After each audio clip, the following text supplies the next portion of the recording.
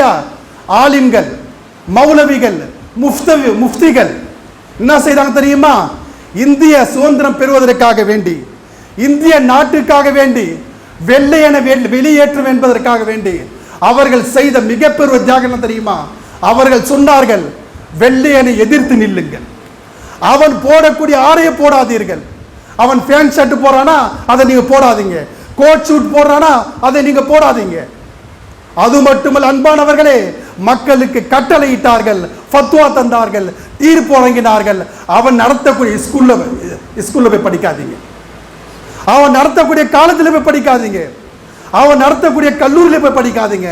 அன்பானவர்களே, இந்த விஷயத்தை மாற்று மதத்தார் யாரும் கேட்கவில்லை. முஸ்லிம்கள் முழுமையாக பின்பற்றினார்கள். எந்த அளவுக்கு பின்பற்றினார் என்றால், டோட்டல் முஸ்லீம் ஸ்கூல் போறதை நிப்பாட்டிட்டாங்க. ஏன்? ஆங்கிலம் ஸ்கூலை நடத்துறான், ஆங்கிலம் காலத்தை நடத்துறான், வெள்ளைக்காரன் கல்லூரியை நடத்துறான், அந்த இடத்துல நான் படிக்க மாட்டோம் என்று முஸ்லிம்கள் மட்டும் சகோதரர்களே அனைவரும் தன்னுடைய குழந்தையை நிப்பாட்டினார்கள். எந்த அளவுக்கு தியாகம் என்றால், 2 தலைமுறை இன்று படிப்பறிவில்லாத முஸ்லிம்கள் அலைந்து கொண்டிருக்கிறார்கள். எங்க பார்த்தாலும் என்னப்பா செய்யற? போண்டா போடுறேன், பகோடா வைக்கிறேன், சின்ன வியாபாரம் பண்றேன், மிட்டாய் விற்கிறேன், இது போன்ற சொல்ல காரணம் தெரியுமா? இந்தியா மண்ணுக்காக இப்படியெல்லாம் முஸ்லிம்கள் தியாகம் செய்திருக்கிறார்கள்.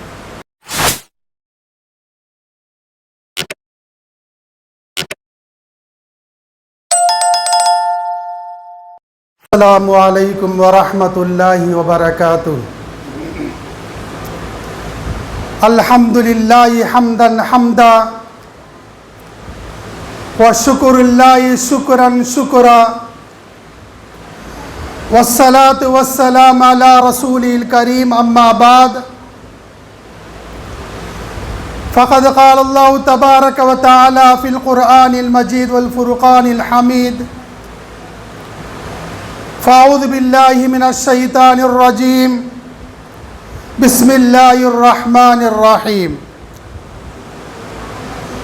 يا أيها الذين آمنوا أطيعوا الله وأطيعوا الرسول وأولي الأمر منكم. صدق الله العظيم. قال رسول الله صلى الله عليه وسلم: اللهم صل على محمد وعلى آل محمد كما صليت على إبراهيم وعلى آل إبراهيم إنك حميد مجيد. صدق رسول الله صلى الله عليه وسلم. அளவற்ற அருளானும் நிகரற்ற அன்புடையவனுமாகிய எல்லாம் அல்ல அல்லாஹ்வுக்கு அனைத்து புகழும். சலாத்தும் சலாமும் எம்பெருமானார் ஸல்லல்லாஹு அலைஹி வஸல்லம் அவர்கள் மீதும், அவர்களின் குடும்பத்தார், சத்திய சஹாபாக்கள், தாபீன்கள், தபா தாபீன்கள், அனைத்து முஸ்லிம்களின் மீதும் குறிப்பாக நம் அனைவரின் மீது உண்டாகட்டுமாக. கண்ணியமிக்க அல்லாஹ்வின் நல்லடியார்களே, அல்லாஹ் ரப்புல் ஆலமீன் திருமறை குர்ஆனிலே ஆல இம்ரான் என்று சொல்லக்கூடிய அத்தியாயத்திலே 26வது வசனத்திலே சொல்கிறான்: குலில்லாஹும்ம மாலிகல் முல்கி துதில் முல்க மன் தஷா. ஓ நபியே கூறுங்கள், குலில்லாஹும்ம மாலிகல் முல்க், அல்லாஹ்வே அரசாட்சியின் அதிபதியே, துதில் முல்க மன் தஷா, நீ நாடியோருக்கு ஆட்சியை வழங்குகிறாய். வதன்சியுல் முல்க மிம்மன் தஷா, நீ நாடியோரிடமிருந்து ஆட்சியை பறிக்கிறாய். வதுஇஸ்ஸு மன் தஷா வதுதில்லு மன் தஷா, நீ நாடியவர்களுக்கு கண்ணியத்தை தருகிறாய், நீ நாடியவர்களை இழிவுபடுத்துகிறாய். பியதிகல் கைர், அனைத்து நன்மைகளும் உன்னிடத்தில் இருக்கிறது. இன்னக அலா குல்லி ஷைஇன் கதீர், அனைத்து வஸ்துக்கள் மீது அல்லாஹ் சுப்ஹானஹு வ தஆலா ஆற்றல் உடையவனாக இருக்கிறான். அன்பானவர்களே, அல்லாஹ் சுப்ஹானஹு வ தஆலா மேலும் சொல்கிறான்: யா அய்யுஹல்லதீன ஆமனு அத்தீஉல்லாஹ வ அத்தீஉர் ரசூல் வ உலில் அம்ரி மின்கும். ஓ முஸ்லிம்களே, இறை நம்பிக்கை கொண்டவர்களே, ஓ விசுவாசிகளே, அத்தீஉல்லாஹ அல்லாஹ்வுக்கு கட்டுப்படுங்கள், வ அத்தீஉர் ரசூல் தூதருக்கு கட்டுப்படுங்கள், வ உலில் அம்ரி மின்கும் உங்களிலே யாருக்கு அதிகாரம் இருக்கிறதோ அவர்களுக்கும் கட்டுப்படுங்கள் என்று அல்லாஹ் சுப்ஹானஹு வ தஆலா இந்த வசனத்தை சூர நிசாவிலே கூறுகிறார். அன்பானவர்களே, சொல்லக்கூடிய விஷயம் என்ன?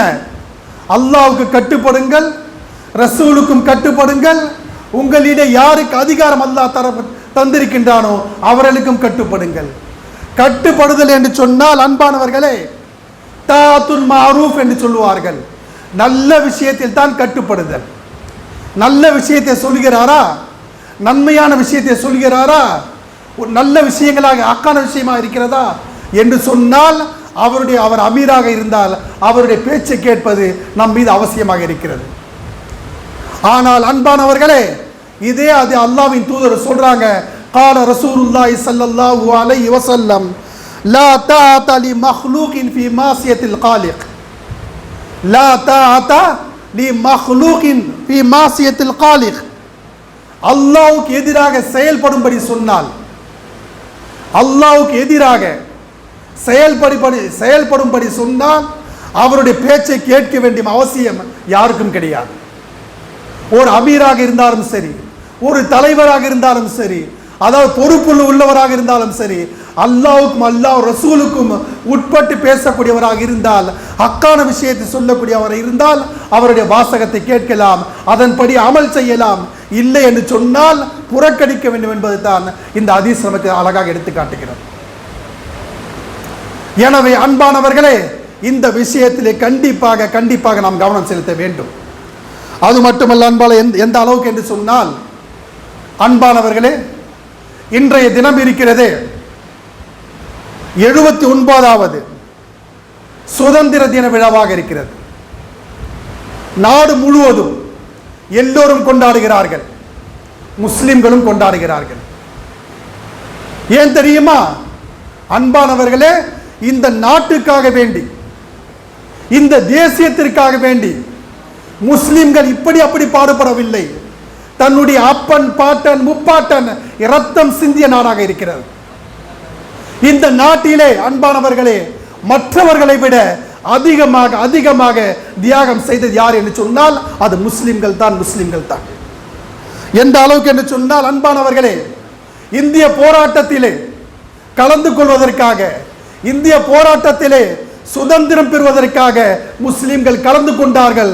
எந்த அளவுக்கு என்றால் அவருடைய எண்ணிக்கையை விட, தனது மக்களை விட, தன்னுடைய விகிதாச்சாரத்தை விட அதிகமாக இந்திய போராட்டத்திலே, இந்திய சுதந்திரம் பெறுவதற்காக முஸ்லிம்கள் கலந்து கொண்டார்கள்.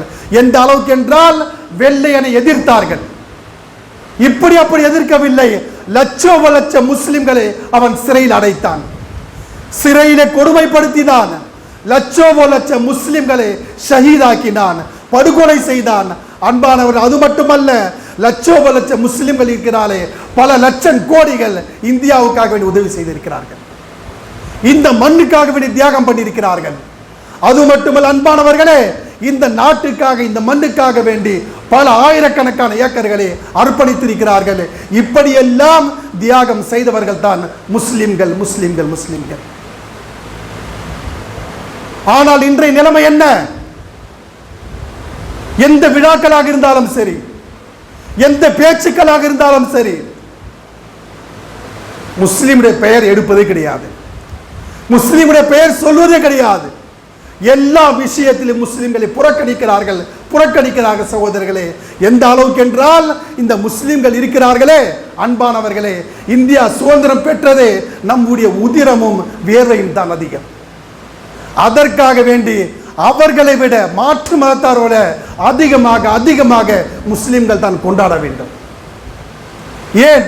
இந்த பூமிக்காக வேண்டி அந்த அளவுக்கு முஸ்லிம்கள் தன்னுடைய உயிரையும் பணத்தையும் அர்ப்பணித்திருக்கிறார்கள்.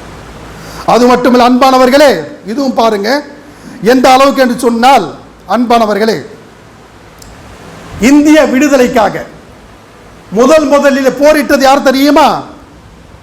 அன்பானவர்களே, வேலூர் சிப்பாய் கழகம் என்று சொல்வார்கள். முதலிலே ஆங்கிலேயனுக்கு எதிராக சண்டையிட்டது, யுத்தம் செய்தது யார் என்றால் அஹமதுல்லா ஷா அவர்கள். அந்த சிப்பாய் கழகத்திற்கு தலைமை தாங்கினார்கள். அதிலே அன்பானவர்களே 80% முஸ்லிம்கள் கொல்லப்பட்டார்கள், ஷஹீதானார்கள். இந்த நாட்டுக்காக அர்ப்பணித்தார்கள், தன்னுடைய உயிரை நீத்தார்கள். ஏன்? இந்திய மண் சுதந்திரம் அடைய வேண்டும், நாம் சுதந்திரமாக வாழ வேண்டும் என்பதற்காக. அது மட்டுமல்ல அன்பானவர்களே, இந்த இந்திய நாட்டை முஸ்லிம் அரசர்கள் இருக்கிறார்களே 800 ஆண்டுகள், கிட்டத்தட்ட 1000 ஆண்டுகள் ஆட்சி செய்தார்கள். இந்தியா எப்படி இருந்துச்சு தெரியுமா? பல மாநிலங்களாக, பல தேசங்களாக, பல சிற்றரசர்களாக, குட்டி குட்டி நாடாக இருந்தது.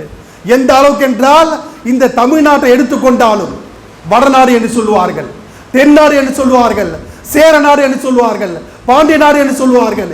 இப்படி கூறு கூறாக பிரித்து வைத்திருந்தார்கள். ஆனால் முஸ்லிம் மன்னர்கள், முஸ்லிம் ஆட்சியாளர்கள் அனைவரையும் ஒன்று சேர்த்து ஒரே இந்தியாவை ஆக்கிய பெருமை முஸ்லிம்களுக்கு மட்டுமே உண்டு, முஸ்லிம்களுக்கு மட்டுமே உண்டு. எவ்வளவு பேர் ஒரு தியாகம் செய்திருக்காங்க பாருங்க அன்பானவர்களே. இப்படிப்பட்ட தியாகங்கள் முஸ்லிம்கள் அதிகமாக செய்திருக்கிறார்கள். இந்தியா இருக்கிறதே பல ஆயிரம் மாநிலங்களாக, பல ஆயிரம் தேசியங்களாக, பல ஆயிரம் சிற்றரசர்களாக, ஜமீனாக பிரிந்து கிடந்தார்கள். ஆனால் முஸ்லிம் மன்னர் இருக்கிறார்களே, அதை அனைத்தையும் துடை தெரிந்து இந்தியாவை ஒன்றாக ஆக்கினார்கள். இந்த பெருமை முஸ்லிம்களுக்கு தான் சேரும், இந்த பெருமை முஸ்லிம் அரசர்களுக்கு தான் சேரும். ஏனென்றால் இந்தியாவை ஒருமைப்படுத்தியது எவ்வளவு பெரிய தியாகம் பாருங்க. ஆனால் இன்று முஸ்லிம்கள் பெயர் சொல்ல ஆளு கிடையாது, எந்த இடத்தில் முஸ்லிம்களை நினைவுபடுத்துவதும் கிடையாது. அந்த அளவுக்கு அன்பானவர்களே குறைக்கப்பட்டு விட்டது. மேலும் பாருங்க எந்த அளவுக்கு என்று சொன்னால், வரலாற்று நாயகன் திப்பு சுல்தான், ஹைதர் அலி வெள்ளையனை எதிர்த்து போரிட்டார்கள். அவனை ஓட ஓட விரட்டினார்கள். அவனுக்கு எதிராக, வெள்ளையனுக்கு எதிராக நவீன ஆயுதங்களை பயன்படுத்தினார்கள். இந்த ராக்கெட்டை கண்டுபிடிச்சாங்கல்ல, இந்த ஹைதர் அலி திப்பு சுல்தான் கண்டுபிடிச்சது. இந்த உலகம் ஃபுல்லா ட்ரெண்டா இருக்கு இல்லையா, அவனுடைய பிச்சை தான். அன்பானவர்களே, அந்த ஹைதரின் திப்பு சுல்தான் சொன்ன வாசகம் என்ன தெரியுமா? 1000 ஆண்டுகள் நெறியாக வாழ்வதை விட ஒரே ஒரு நாள் சுதந்திரமாக வாழ்ந்து மடிவதை மேல் என்று சொல்லி நமக்கு கற்று சென்றார்கள். அன்பானவர்களே, அப்படிப்பட்டவர்கள் தான் போர்க்களத்திலே தன்னை மாய்த்தார்கள், ஷஹீதானார்கள். இந்த வரலாறு மற்ற இடத்தில் நாம் பார்க்க முடியாது. இந்த அளவுக்கு இந்திய மண்ணுக்காக தியாகம் செய்தவர் யார் என்று சொன்னால் முஸ்லிம்கள் என்பதை நாம் மறந்துவிடக்கூடாது சகோதரர்களே. அது மட்டுமல்ல அன்பான, மேலும் பாருங்க எந்த அளவுக்கு என்று சொன்ன அன்பானவர்களே, இஸ்லாமிய மார்க் அறிஞர்கள், ஆலிம்கள், மௌலானாக்கள் இருக்கிறார்கள் இல்லையா, ஆலிம்கள், மௌலவிகள், முஃப்திகள் என்ன செய்தாங்க தெரியுமா? இந்திய சுதந்திரம் பெறுவதற்காக வேண்டி, இந்திய நாட்டுக்காக வேண்டி, வெள்ளையனை வெளியேற்றும் என்பதற்காக வேண்டி அவர்கள் செய்த மிகப்பெரிய தியாகம் தெரியுமா? அவர்கள் சொன்னார்கள், வெள்ளையனை எதிர்த்து நில்லுங்கள், அவன் போடக்கூடிய ஆடையை போடாதீர்கள். அவன் பேண்ட் ஷர்ட் போறானா அதை நீங்க போடாதீங்க, கோட் ஷூட் போடுறானா அதை நீங்க போடாதீங்க. அது மட்டுமல்ல அன்பானவர்களே, மக்களுக்கு கட்டளையிட்டார்கள், ஃபத்வா தந்தார்கள், தீர்ப்பு வழங்கினார்கள். அவன் நடத்தக்கூடிய ஸ்கூல்ல போய் படிக்காதீங்க, அவன் நடத்தக்கூடிய காலேஜில் போய் படிக்காதீங்க, அவன் நடத்தக்கூடிய கல்லூரியில் போய் படிக்காதீங்க.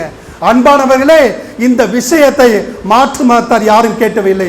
முஸ்லிம்கள் முழுமையாக பின்பற்றினார்கள். எந்த அளவுக்கு பின்பற்றினார் என்றால், டோட்டல் முஸ்லீம் ஸ்கூல் போறதை நிப்பாட்டிட்டாங்க. ஏன்? ஆங்கிலேயன் ஸ்கூல்ல நடத்துறான், ஆங்கிலேயன் காலத்தை நடத்துறான், வெள்ளைக்காரன் கல்லூரியை நடத்துறான், அந்த இடத்துல நான் படிக்க மாட்டோம் என்று முஸ்லிம்கள் மட்டும் சகோதரர்களே அனைவரும் தன்னுடைய குழந்தையை நிப்பாட்டினார்கள். எந்த அளவுக்கு தியாகம் என்றால், 2 தலைமுறை இன்று படிப்பறிவில்லாத முஸ்லிம்கள் அலைந்து கொண்டிருக்கிறார்கள். எங்க பார்த்தாலும் என்னப்பா செய்யற, போண்டா போடுறேன், பகோடா வைக்கிறேன், சின்ன வியாபாரம் பண்றேன், மிட்டாய் விற்கிறேன், இது போன்ற சொல்ல காரணம் தெரியுமா? இந்தியா மண்ணுக்காக இப்படியெல்லாம் முஸ்லிம்கள் தியாகம் செய்திருக்கிறார்கள்.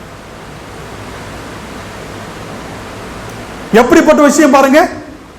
ஆழமாக தியாகம் செய்ய ஆரம்பிச்ச முஸ்லிம்கள் தான். ஆனால் மாற்று மதத்தவர்கள் அந்த அளவுக்கு பின்பற்றவில்லை. முஸ்லிம்கள் டீப்பாக பின்பற்றினார்கள். இன்றும் கூட சகோதரர்களே முஸ்லிம் குடும்பங்களிலே கல்வி அறிவு கிடையாது. ஏன்? காகிதம் இல்லத்து இருக்கார்ல, அவர் அந்த நேரத்தில் படிச்சுட்டு இருந்தார் காலேஜில். இந்த ஃபத்வா தந்தவுடனே, இந்த தீர்ப்பு வழங்கியுடனே அவர் காலேஜை விட்டுட்டார், படிக்கிறதை விட்டுட்டார். பாருங்க சகோதரர்களே, எப்படியெல்லாம் முஸ்லிம்கள் இந்த இந்திய மண்ணுக்காக வேண்டி, சுதந்திரம் பெறுவதற்காக வேண்டி எவ்வளவு கஷ்டப்பட்டிருக்காங்க, எவ்வளவு சிரமப்பட்டிருக்காங்க, எவ்வளவு வேதனைப்பட்டிருக்கிறார்கள். ஆனால் இன்று முஸ்லிம்களுடைய பட்டியல் இருக்குதான்னு சொன்னால் எங்கேயுமே முஸ்லிம்களுடைய பட்டியல் கிடையாது. இப்படித்தான் நாம் வாழ்ந்து கொண்டிருக்கிறோம். எனவே அன்பானவர்களே, இதை கண்டிப்பாக நாம் கவனத்தில் கொள்ள வேண்டும். இப்படிப்பட்ட தியாகம் செய்த முஸ்லிம்களை இன்று என்ன செய்யறாங்க? இந்தியாவில் இருக்கக்கூடிய ஆட்சியாளர் என்ன செய்யறாங்க? அன்பானவர்களே, எந்த அளவுக்கு நாம் எச்சரிக்கையாக இருக்கும் பாருங்க. இந்தியாவில் இருக்கக்கூடிய பாசிச அரசு என்ன செய்ய தெரியுமா? முஸ்லிம்கள் எங்கெல்லாம் அதிகமாக வசிக்கிறார்களோ பாருங்க, இந்தியா முழுவதும் 5 கோடி வாக்காளர் நீக்கப்பட்டிருக்கிறது. 5 கோடி வாக்காளர்கள் நீக்கப்பட்டிருக்கிறார்கள். அது அதிகமாக யார் என்று சொன்னால் முஸ்லிம்கள். பீகார்ல மட்டும் 65 லட்சம் வாக்காளர் நீக்கப்பட்டிருக்காங்க. யாருங்க அதிகமா? முஸ்லிம்கள். அந்த பட்டியலை கூறான கொடுக்க மாட்டான், நீதிமன்றம் சொல்கிற தாரா என்று. அப்படி இருந்தும் கூட வியாக்கானம் சொல்கிறான தவிர அதற்கு பதில் சொல்ல முன் வரவில்லை. சகோதரர்களே, எந்த அளவுக்கு முஸ்லிம்கள் மீது காழ்ப்புணர்ச்சி வைத்திருக்கிறார் என்பதை நாம் சற்று சிந்தித்து பார்க்க வேண்டும். அன்பானவர்கள், அது மட்டுமல்ல, சிஐஏ இருக்குல்ல, குடியுரிமை சட்டம், என்ன சொல்றாங்க? இந்தியாவுடைய பாசிச அரசு என்ன சொல்ல தெரியுமா? வங்காளதேசத்திலிருந்து வரக்கூடியவர்கள், ஆப்கானிஸ்தானிலிருந்து வரக்கூடியவர்கள், பாகிஸ்தானிலிருந்து வரக்கூடியவர்கள், அவர்கள் இந்துக்களாக இருந்தால் குடியுரிமை தருவோம், அவர்கள் கிறிஸ்துவர்களாக இருந்தால் குடியுரிமை தருவோம், அவர்கள் பார்சிகளாக இருந்தால் குடியுரிமை தருவோம், அவர்கள் புத்திஸ்டுகளாக இருந்தால் அவருக்கு குடியுரிமை தருவோம், ஆனால் முஸ்லிம்களுக்கு மட்டும் தர மாட்டோம். எந்த அளவு காழ்ப்புணர்ச்சி பாருங்க. எந்த அளவுக்கு முஸ்லிம்கள் மீது எந்த அளவுக்கு அவர் வெறி பிடிச்சாலைறாங்க பாருங்க. அன்பானவர், சிந்தித்து பாருங்க. இந்த நாட்டுக்காக உழைத்தவர்கள், இந்த நாட்டுக்காக தன்னுடைய உயிரை அர்ப்பணித்தவர்கள், இந்த நாட்டுக்காக தன்னுடைய அனைத்தையும் தியாகம் செய்தவர்கள் முஸ்லிம்கள். ஆனால் இன்று சொல்றான், இன்று நான் குடியுரிமை முஸ்லிம்கள் தரமாட்டேன். நாம் என்ன செய்யறோம்? எதுவும் கண்டிக்காம நாம என்ன வேலை என்ன அதை செய்து பார்த்துட்டு சொல்லுங்க சகோதரர்களே. அன்பானவர்களே, இது கண்டிப்பாக நாம் கவனத்தில் கொள்ள வேண்டும். அது மட்டுமல்ல அன்பானவர், மேலும் பாருங்க எந்த அளவுக்கு என்று சொன்னால், அன்பானவர்களே,